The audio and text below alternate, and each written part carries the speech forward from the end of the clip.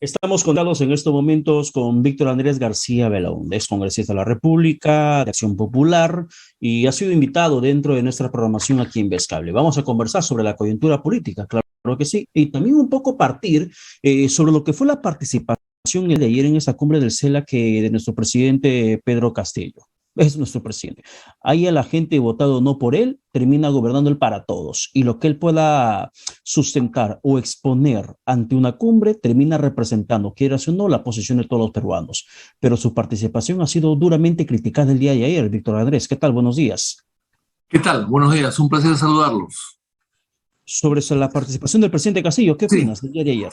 a ver, acá hay dos cosas, o tres quizás, no importantes. En primer lugar, su vestimenta. Yo no le daría importancia a eso, la verdad. Uno se puede vestir un poco como quiere. Hay gente que se podrá impresionar, hay gente que no le gustará, hay gente que le llamará la atención. Su vestimenta no es normal, no es usual en el Perú, en ninguna parte del Perú que yo sepa, no se usa. Yo quisiera buscarla porque me parece bonita, pero que me digan qué Bastante tienda las típica. compra. Los diseños, las líneas, Sí, el es un estilo. diseño especial para él, ¿no? Pues, porque sería bueno saber a dónde se compra, porque a mí me gustaría llevar ese saco, por ejemplo, me Con la encantaría, pero banderita no sé. invertida también, Víctor Andrés, con la ¿Perdón? banderita, con la banderita invertida también, No, en las no, partes eso no, eso horizontales y no. verticales. No, eso no, eso no, eso no, eso no. Pero aparte de ese detalle que me parece que es un error, el resto me parece una vestimenta muy, muy, muy elegante, eh, muy atractiva, con muchos colores, muy alegre. En fin, la vestimenta yo no la veo mal. Lo que pasa es que no hay a dónde conseguirla. Yo quisiera comprarla, me gustaría tener una igual, pero no sé dónde él la consigue. Debe tener un diseñador especial. En fin, el tema de la vestimenta no me preocupa mucho. Sí me preocupa, la verdad, la mala performance del señor, ¿no? El mal lenguaje. Mientras leía, estaba más o menos bien. En eso podemos coincidir en algunas cosas. Pero cuando ha salido del texto, de la lectura, ha dicho tontería y media. Y eso sí me preocupa, porque no es cualquier persona la que ha hablado, no es un funcionario público de cualquier rango en el país, es el presidente de la República el que personifica a la nación peruana.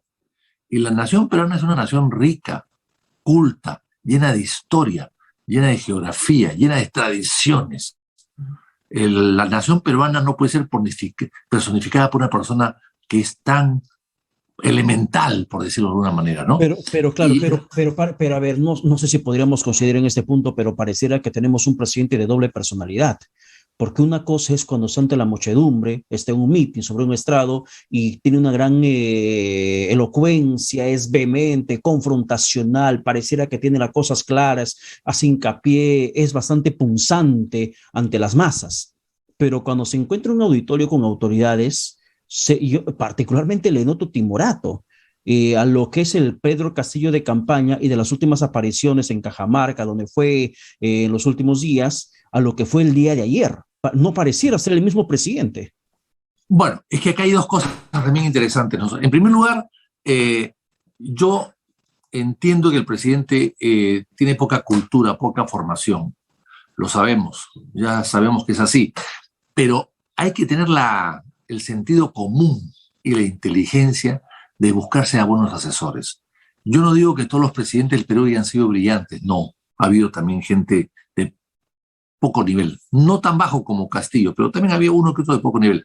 Pero se han sabido asesorar, han sabido escoger bien a sus ministros, a sus asesores, a su canciller. Y en este caso, el discurso ha sido muy malo, sobre todo en la parte que él se aleja del texto. Entonces la pregunta es, ¿por qué se aleja del texto? O sea, si él conoce, o sea, la inteligencia de la persona es saber cuáles son tus límites. O sea, tú sabes qué cosas puedes hacer y qué cosas no puedes hacer. Por tanto, él no ha podido, sabiendo sus limitaciones, conociendo sus limitaciones, no puede salirse de un texto. Y si no se sale del texto, pues evidentemente va a quedar mejor. Ahora, en el caso de la personalidad, claro, es una personalidad sencilla, muy modesta, que se ha pues apabullado el boato, el protocolo presidencial de una cumbre presidencial, ese boato, ese protocolo lo ha cohibido, no se siente pues que está con sus pares.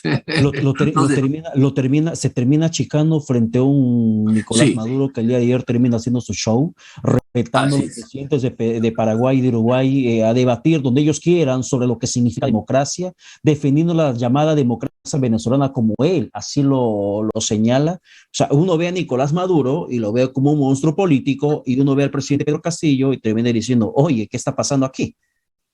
Bueno, porque Maduro tiene mucha experiencia, ¿no? Si bien cierto, Maduro ha sido chofer de camión o chofer de bus, ha aprendido mucho y tonto no es. El hecho solo de haber sucedido a Chávez, haberlo Chávez elegido a él, por algo lo eligió Chávez, tampoco era un tonto, ¿no?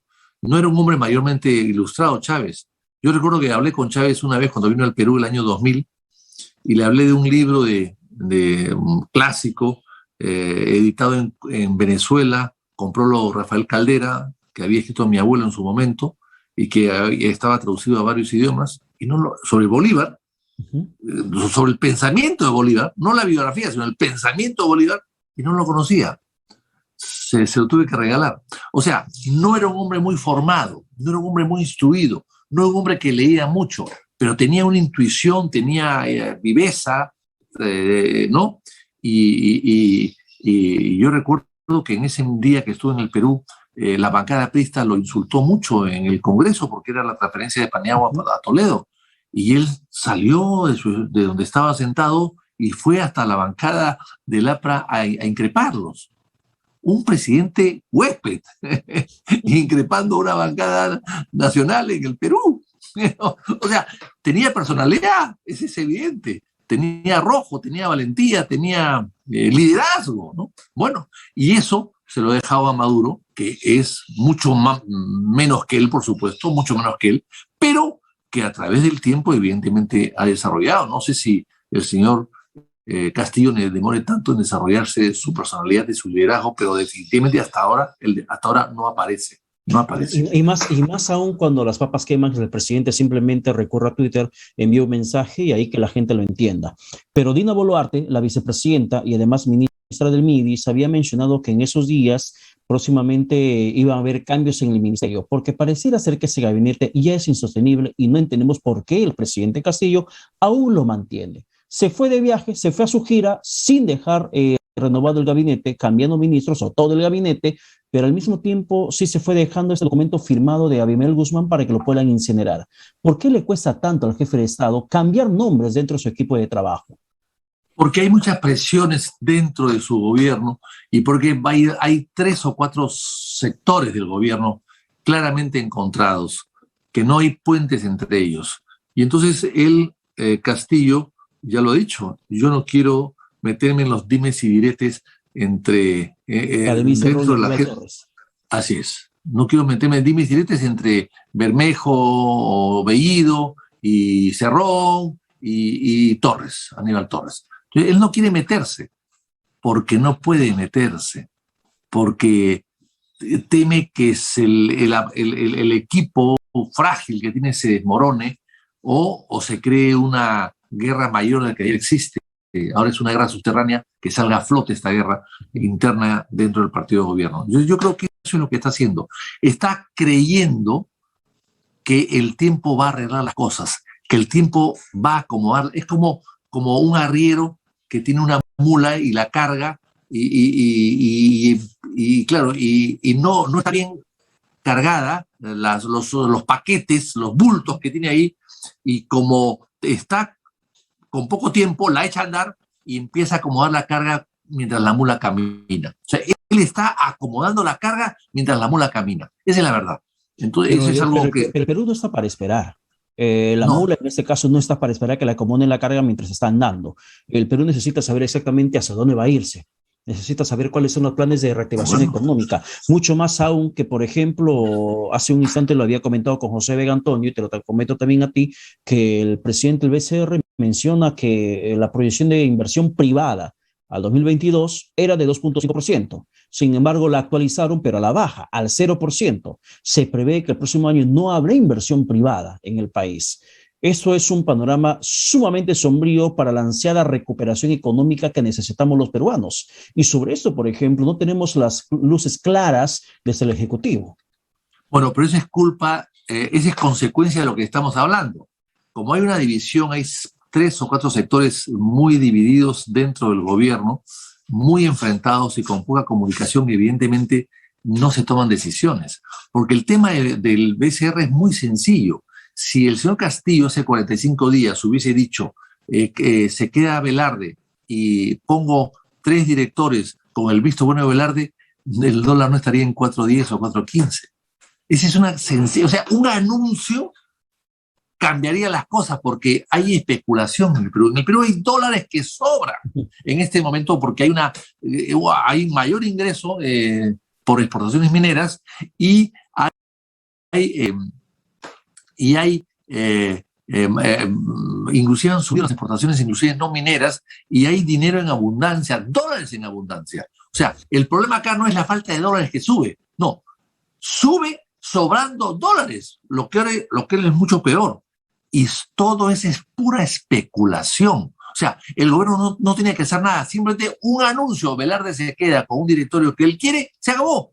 Y el dólar se desmorona y vuelve a 3.70. O sea, eso es lo que no entiendo yo y nadie entiende nadie. ¿Cómo? Con un anuncio tan simple, automáticamente las cosas bajan y al bajar el dólar baja el costo de vida y al bajar el dólar también, al dejar a Velarde, la gente, los empresarios, los agentes económicos recobran su confianza para poder invertir. O sea, todo es un anuncio. El anuncio pero ese cómo es respondido desde parte del Ejecutivo, desde algunos ministros, desde la bancada de Perú Libre, que no se puede mejorar la situación económica en este país porque el Congreso no deja gobernar, porque el Congreso está preocupado en censurar ministros, porque el Congreso es un obstáculo en esos instantes. Y por eso no se puede mejorar la estabilidad política en estos momentos en el país. Es la excusa que tienen desde el oficialismo. Claro. Por ejemplo, a ver, ¿cuánto desierto hay en esto?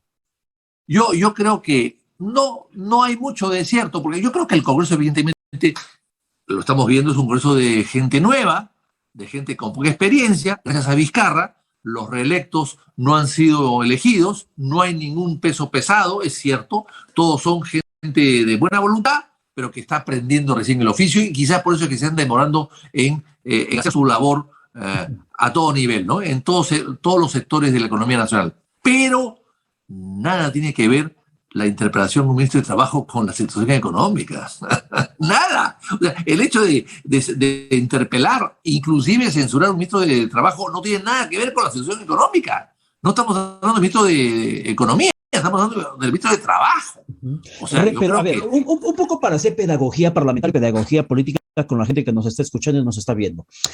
¿Realmente el Congreso de la República, cuando toma decisiones, hace control político, no deja gobernar un gobierno? Valga la redundancia, no le deja gobernar al presidente.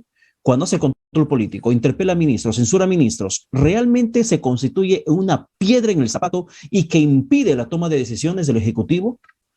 No. Yo no estoy de acuerdo con eso.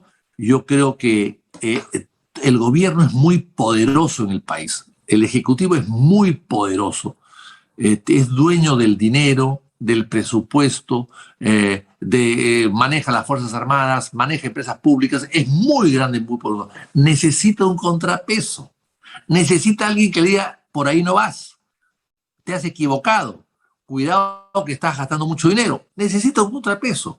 Ahora, evidentemente ese contrapeso será más importante si no es oficialista y será menos importante cuando es oficialista. Claro, cuando el APRA tenía el Congreso a su favor, evidentemente hizo la estatización de la banca, porque no tenía poder. Y aún así, el APRA a última hora, su bancada en el Congreso dio marcha atrás en el Senado. O sea, eso es lo que está pasando en el contrapeso, pero decir que hay obstrucción, que hay atentado contra la democracia, no, porque el gobierno tiene instrumentos para negociar con el Parlamento, para negociar con otras bancadas, tiene muchos instrumentos y no los usa o los usa mal. Pero dentro de esa capacidad de negociación, por ejemplo, el acercamiento de César Acuña termina siendo una buena señal para la inversión privada en el país. César Acuña es empresario y se menciona que el siguiente gabinete, que probablemente se pueda reconformar, tendría a alguien vinculado a Alianza para el Progreso. Bueno, yo no quisiera hablar de otros partidos porque no los conozco por dentro, no sé lo que pasa. Lo que yo sí creo es que la política no hay que hacerla con ataduras. La política se hace con ataduras cuando se representan intereses económicos. Yo creo que los políticos, los grandes políticos del Perú, Belaúnde, Ayala La Torre, etcétera, Bustamante Rivero, qué sé yo, otros más que no quiero mencionar porque puedo cometer errores, no representaban el poder económico de ningún poder, de ningún sector económico del país. Belaúnde no representaba a nadie. Entonces, cuando hay un político que representa un poder económico importante, entonces la pregunta es, ¿está haciendo política o está haciendo negocios? Ese es el problema. ¿Está haciendo política o está defendiendo sus intereses? Yo creo que lo mejor es que los políticos tengan, pues, sean independientes y que no tengan negocios importantes, que sean tan vinculados al Estado, porque la educación está vinculada al Estado directamente. El Estado subsidia la educación. La educación en el Perú no tiene impuestos. ¿Eso qué significa? Que hay subsidio.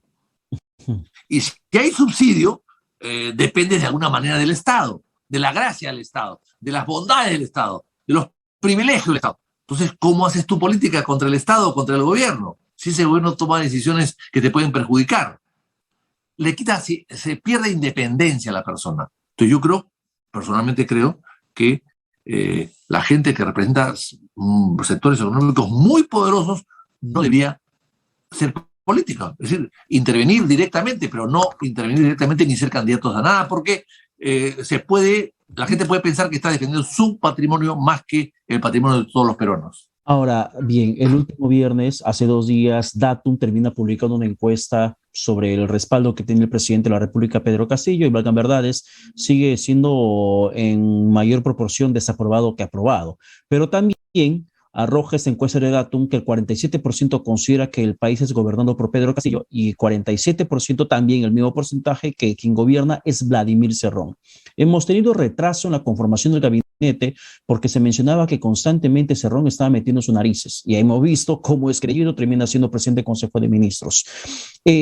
Además de toda la postura que él tiene ante Estados Unidos, hemos visto al presidente Pedro Castillo pronunciarse en torno a una situación de donaciones que había hecho Estados Unidos hace poco, el tema de vacunas, y le agradeció a Estados Unidos. El agradecer al imperialismo, como lo califican en izquierda, o sobre todo Vladimir Cerrón, pareciera ser un intento del jefe de Estado de desmarcarse de esa ladura radical de la izquierda comunista de Perú Libre. Pero ¿qué pecado le conoce Vladimir Cerrón? Te quiero preguntar un poco en los objetivos. ¿Qué pecado le conoce Vladimir Cerrón a Pedro Castillo que impide que el presidente renuncie, dé un paso, le mande de verdad de portero o fuera de la puerta del Palacio de Gobierno a Vladimir Cerrón? Bueno, esa es la pregunta que todos nos hacemos, ¿no? Ahora, yo creo lo siguiente. Cerrón es el dueño del partido. Cerrón ha hecho todo. Cerrón ha hecho la fórmula, ha hecho las listas al Parlamento, se ha paseado por todo el Perú, ha sacado dinero suyo, no se sabe de dónde lo tiene, pero ahí está, 1.300.000 soles. En fin, Cerrón es el autor de todo. Lo que pasa con Cerrón es que no podía ser candidato. Como no podía ser candidato, dijo, ¿a quién llamo? Dijo, voy a llamar a una persona que me haga caso, a una persona que esté sometida a mí, que yo lo pueda manejar y que pueda ser candidato. Pero no lo pensó porque iba a ganar, sino lo que quería era mantener una bancada y tener una presencia política hasta que él esté rehabilitado y pueda él mismo postular. Pero claro, se encontró que este señor que él quería manejar y que lo manejaba como si fuese su criado doméstico, él cree eso, no sé, y salió elegido presidente. Salió elegido. No lo tenían en mente. No lo tenía previsto. Solamente quería pasar la valla electoral y tener la vigencia partidaria. Exactamente, pasar la valla porque además no había tenido buenos resultados antes. O sea que él no tenía ni una expectativa. Pero este señor que él lo trajo para que sea su asistente, le lleve el maletín, para manejarlo como quiere, para guiarlo. Bueno, resulta que este señor resulta ser siendo presidente. Entonces yo creo que Castillo, que no tiene el liderazgo de Cerrón, que no tiene la formación ideológica de Cerrón, que no tiene partido, que es un invitado, evidentemente todavía no sale de cascarón. No sé si lo salga más adelante. De momento no está saliendo.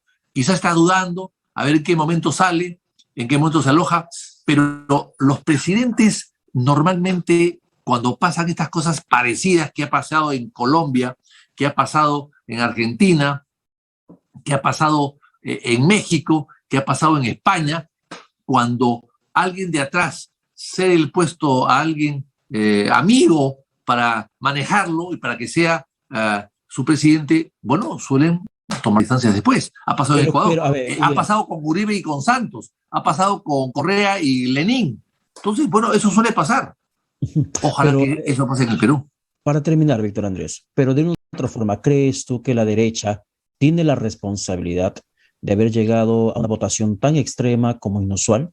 Un partido de gobierno que la verdad que no se lo conocía antes, un candidato que termina recibiendo el apoyo de la población más desfavorecida y más abandonada. ¿La derecha tiene también responsabilidad en esa decisión que se tomó en las urnas? Total, claro que sí. Varios motivos. Mire, hasta el año 16, digamos, quizás un poco antes, los candidatos eran 8 o 10 de izquierda y 2 o 3 de derecha. Hoy es al revés. De los 18 candidatos eran 3 de izquierda y 15 o 14 de derecha. Bueno, pues la derecha se ha fraccionado ahora. Antes la izquierda se fraccionaba. Ahora la derecha está más fraccionada que la izquierda. Y han tenido una serie de candidatos que lo único que han hecho es dividir el voto de la derecha y fortalecer a una izquierda casi desconocida, radical y casi desconocida. Porque la otra izquierda más conocida era la de Verónica, pero esa, en fin, no salió. Salió la otra, la más desconocida, la más radical, pero la más desconocida. Entonces, la derecha tiene culpa. Y luego, entrado a la segunda vuelta, la campaña de terruqueo creo que le ha hecho daño a la derecha, porque para mucha gente del Perú, los terrucos no existen o no han existido o no los conocen o no han sabido de ellos. Es gente muy joven todavía y no ha vivido esas épocas. El terruqueo, el comunismo, no lo conocen a ciencia cierta, no lo conocen de cerca y por lo tanto para ellos no es un peligro. Ellos lo que han votado es con el estómago, un Estado que no los atiende, que no le da salud, que no le da educación, que no le da seguridad. Bueno, pues hay que buscar por alguien que sea como yo, un campesino, un hombre humilde, que me ofrece que va a solucionar mi problema. Voto por él. Es un voto de protesta, un voto de desengaño, un voto de frustración el que ha recibido el señor Castillo. Y la derecha, acusándolo de terruco y comunista, no al comunismo. La gente no sabe qué cosa es comunista. La gente no sabe qué cosa es comunismo. Entonces, ellos lo que han querido es una persona que les solucione sus problemas directamente. Uno como ellos, que piense como ellos, que crea como ellos y que cree que les va a solucionar sus problemas. Ese es lo que ha pasado en el Perú. Creo que la campaña política de derecha ha sido totalmente errónea, además de ir totalmente atomizada y fraccionada. Víctor Andrés, muchísimas gracias por tu participación en esta mañana. Gracias. Muchísimas gracias. Hemos llegado a la parte final del programa. Que tengan todos buen domingo, pero les invitamos a seguir la programación de Vez Cable. Ya saben, nos pueden acompañar también a través de la señal de Vez Radio 101.7, la FM, en Lurín, Mancha y Cieneguilla, para que nos puedan seguir con nuestro contenido, preparado para todos ustedes. También en las redes sociales, estamos en Vez Cable Perú, en señal en vivo, canal